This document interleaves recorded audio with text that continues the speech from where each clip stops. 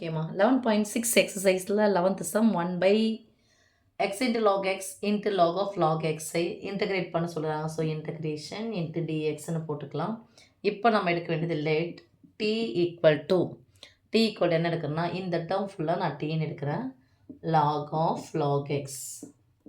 இப்போ dt equal to log x, இது ஃபுல்லாக நான் எக்ஸ்ன்னு எடுத்துக்கினேன்னா லாக் எக்ஸை வகைப்படுத்தும் போது 1 பை எக்ஸ், அப்போ எக்ஸுக்கு பதிலாக என்ன இருக்குது லாக் எக்ஸ் இன்ட்டு இந்த லாக் எக்ஸை நான் வகைப்படுத்தினா 1 பை எக்ஸ் இன்ட்டு டிஎக்ஸ்.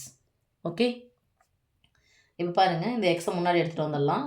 இங்கே என்ன இருக்கும் 1 by X into log X into dx. யார் dt. So 1 by X into log X into dx பதிலாக போடலாம், டிடி போடலாம். இங்கே பை என்ன இருக்குது டி இருக்குது, லாக் ஆஃப் லாக் எக்ஸ் இருக்குது.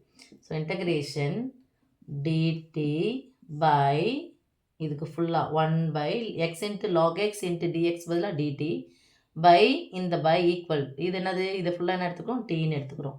That is equal to 1 by டீயை இன்டகிரேட் பண்ணால் log t plus c. Log mod t போட்டுக்கோங்கம்மா, மாட் டீனுடைய வேல்யூ நம்ம சப்ஸ்டிட் பண்ணிக்கோங்க. Log of log x mod close பண்ணிக்கோங்க ப்ளஸ் சி. அவ்வளோதான் சாமி.